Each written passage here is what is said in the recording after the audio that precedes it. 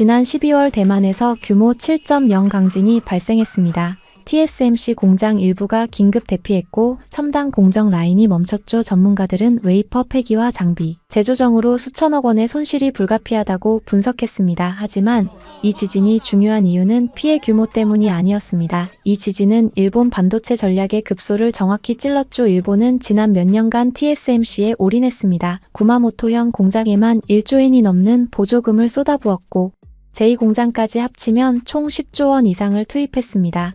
일본 정부는 TSMC를 통해 반도체 공급망을 안정화한다는 전략을 세웠죠. 문제는 TSMC 생산 능력의 90%가 대만에 집중되어 있다는 점이었습니다. 일본의 구마모토 공장은 28나노급 범용 반도체만 생산하는 시설이었고 첨단 반도체는 여전히 대만 본사에서만 만들어졌습니다. 한 반도체 산업 애널리스트는 일본의 TSMC 의존은 단순한 협력이 아니라 전면적인 종속 구조였다고 지적했습니다. 그리고 대만은 지진 외에도 태풍, 중국과의 정치적 긴장이라는 복합 리스크를 안고 있었죠. 지진 리스크가 거론되는 순간 일본의 안정적 공급이라는 가정은 붕괴했습니다. 일본은 대안도 완충 장치도 준비하지 않았던 것이죠. 니케이 아시아는 TSMC 구마모토 공장이 중국 반도체를 견제하고 공급망을 안정화하는 역할을 할 것이라고 전망했지만 정작 핵심 공정은 여전히 대만에 남아 있었습니다. 일본 소니, 덴소, 토요타 등이 TSMC 구마모토 공장에 출자했지만 이들이 필요로 하는 고성능 칩은 구마모토가 아닌 대만에서 공급받아야 했죠. 그동안 일본은 선택지가 없었던 것이 아닙니다.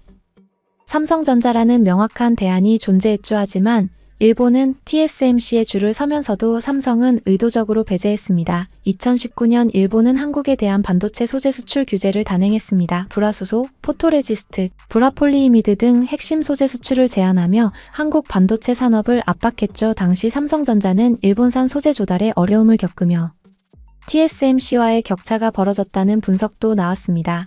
일본 반도체 전문 매체 기자는 일본이 한국을 배제한 것은 기술 수준의 문제가 아니라 감정과 자존심의 문제였다고 설명했습니다. 1980년대 세계 반도체 시장 50%를 장악했던 일본은 1990년대 이후 삼성과 TSMC에 밀려 10% 이하로 추락했고 그 패배를 인정하고 싶지 않았던 것이죠. 그러나 위기는 자존심을 고려하지 않았습니다. TSMC가 흔들리자 일본의 전략은 하루아침에 공백 상태로 전환됐습니다. 일본은 플랜 B로 라피더스를 추진했지만 현실은 암담했습니다. 라피더스는 2022년 토요타, 소니 등 8개 대기업이 출자해 설립됐고 일본 정부는 현재까지 1조 8천억엔 약 18조 원을 지원했습니다. 2나노 반도체를 2027년에 양산한다는 야심찬 계획을 세웠죠. 하지만 일본의 현재 반도체 기술 수준은 40나노급에 불과했습니다. 2나노와는 20년의 기술 격차가 있었고 민간 투자는 고작 73억엔에 그쳤습니다. 고객사도 미국 스타트업 2곳뿐이었죠. 라피더스를 이끄는 고이케 아스요시 사장도 아직 10% 정도밖에 진행되지 않았다고 인정했습니다. 과거 일본 정부가 엘피다 메모리에 막대한 지원을 했지만 2012년 파산한 사례가 반복될 수 있다는 우려가 커지고 있었죠. 더욱이 일본은 첨단 반도체를 대량 소비하는 자국 기업조차 없었습니다. 구글, 아마존, 애플 같은 빅테크 기업이 부재한 상황에서 라피더스가 만든 2나노 반도체를 누가 사줄 것인가라는 근본적 의문이 제기됐습니다. 이때 일본이 깨달은 사실이 하나 있었습니다. 외면했던 삼성만이 현실적인 대안으로 남아있다는 점이었습니다. 문제는 타이밍이었습니다. 일본은 이제 대안을 선택하는 위치가 아니라 대안을 요청하는 위치로 이동했죠. TSMC에 줄 서던 일본은 삼성 앞에서 순번을 계산해야 하는 처지가 됐습니다. 2023년 삼성전자는 400억엔을 투자해 일본 요코하마시의 첨단 반도체 연구개발 거점을 신설했습니다. 일본 정부도 투자금의 절반인 200억엔을 지원했죠.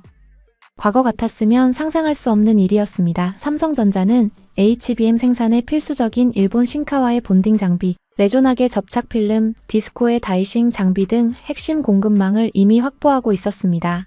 2024년 7월에는 일본 AI 기업 프리퍼드 네트웍스로부터 2나노 공정 AI 반도체 수주에 성공했습니다. PF에는 기존의 TSMC의 생산을 맡겼지만 삼성의 2나노 기술력과 첨단 패키징 솔루션을 높이 평가해 파트너를 바꿨죠. 삼성전자 파운드리 사업부는 이 수주를 통해 GAA 트랜지스터 기술과 2.5D 패키징 기술 아이큐브 S의 경쟁력을 입증했습니다. 과거 삼성 추격을 말하던 구도는 완전히 뒤집혔습니다. 이제 일본은 공급 일정과 물량을 걱정하는 입장이 됐습니다. 한 일본 산업 전문가는 일본 기업들이 삼성에 접촉할 때 과거와 달리 매우 조심스러운 태도를 보인다며 협력이 아니라 공급을 부탁하는 분위기라고 전했습니다. 삼성을 외면한 선택은 일본에게 선택권 상실이라는 비용으로 돌아왔습니다. TSMC는 여전히 글로벌 파운드리 시장 점유율 59%를 차지하며 압도적 1위를 달리고 있습니다. 삼성 파운드리는 13%로 2위이지만 격차는 여전히 크죠. 하지만 중요한 것은 점유율이 아니었습니다. 위기 상황에서 누가 대안이 될 수 있느냐는 것이었고 그 답은 삼성뿐이었습니다. 일본 니케이 아시아는 TSMC 공장이 멈추면 전 세계 AI 칩 공급이 마비된다며 대만 집중의 위험성을 지적했습니다. 그리고 그 위험은 일본이 가장 먼저 체감하고 있었죠. 이 장면은 기술 경쟁의 결과가 아니라 버티지 못한 전략의 결말이었습니다. TSMC 하나에 올인한 일본은 위기 앞에서 아무 카드도 남기지 못했습니다. 반면 삼성은 조용히 살아남아 마지막 선택지로 남아 있었죠. 2024년 일본 정부는 TSMC 제2공장 착공을 연기했습니다. 공식적으로는 교통 혼잡 문제를 이유로 들었지만 업계에서는 전기차 수요 둔화로 인한 자동차용 반도체 시장 불확실성 때문이라는 분석이 나왔습니다. 와세다대 오사나이 아스시 교수는 TSMC는 손익을 철저히 따지는 기업이다. 수익성을 다시 검토했을 가능성이 크다고 설명했습니다. TSMC마저 일본 투자에 신중해지자 일본의 입장은 더욱 약해졌습니다. 판이 흔들리자 서열은 숨겨지지 않았습니다. 일본은 삼성을 외면하던 국가에서 삼성의 일정표를 기다리는 국가로 이동했죠. 한 글로벌 반도체 전문지는 일본 반도체 산업은 자체 통제력을 잃은 채 외부 변수에 흔들리는 구조로 드러났고 그 빈자리를 삼성이 차지하고 있다고 분석했습니다. 이 순간부터 협력은 대등한 선택이 아니라 불가피한 요청이 됐습니다. 일본 기업들이 삼성 요코하마 연구소를 찾을 때 과거처럼 기술 이전을 요구하는 것이 아니라 협력 가능성을 타진하는 수준에 머물렀죠. 삼성전자 파운드리 사업부 관계자는 일본 기업들과의 협력은 상호 이익이 되는 방향으로 진행되고 있다며 차별화된 패키징 기술과 이나노 공정으로 시장에서 입지를 확대할 것이라고 밝혔습니다. TSMC 리스크가 만든 결론은 명확했습니다. 반도체에서 가장 위험한 판단은 실력이 아니라 감정으로 전략을 짜는 것이었습니다. 일본은 1980년대 세계 1위 반도체 강국이었지만 한국과 대만에 추월당한 후 그 패배를 인정하지 못했습니다. 특히 과거 자국의 소재와 장비로 성장한 삼성을 심리적으로 받아들이기 어려워했죠. 하지만 시장은 감정을 기다려주지 않았습니다. TSMC가 흔들리는 순간 일본이 가진 선택지는 사라졌고 외면했던 삼성만이 답으로 남았습니다. 그리고 그 대가를 일본이 가장 먼저 치르고 있습니다. TSMC에 10조 원 이상을 쏟아부었지만 첨단 반도체는 여전히 대만에서만 생산됩니다. 라피더스에 18조 원을 투입했지만 성공 가능성은 불투명합니다. 삼성을 배제한 결과 일본은 이제 삼성 앞에서 순번을 기다리는 처지가 됐죠. 권석준 성균관대 교수는 TSMC 구마모토 공장은 미국, 대만, 일본의 반도체 공급망 재편 차원에서 추진됐지만 핵심 기술은 여전히 대만에 있다며 일본이 진정한 반도체 자립을 이루기는 어려울 것이라고 전망했습니다. 한 반도체 업계 관계자는 일본이 TSMC 하나만 믿고 있을 때 삼성은 꾸준히 기술을 발전시켰다며 위기가 왔을 때 살아남은 쪽은 버틴 쪽이었다고 말했습니다. 반도체는 기술의 싸움이지만 동시에 전략의 싸움이기도 합니다. 일본은 기술보다 감정을 선택했고 다변화보다 집중을 선택했습니다. 그 결과는 선택권의 상실이었죠. TSMC 하나 밑다판이 무너진 일본, 이제 그들이 바라보는 곳은 외면했던 삼성입니다.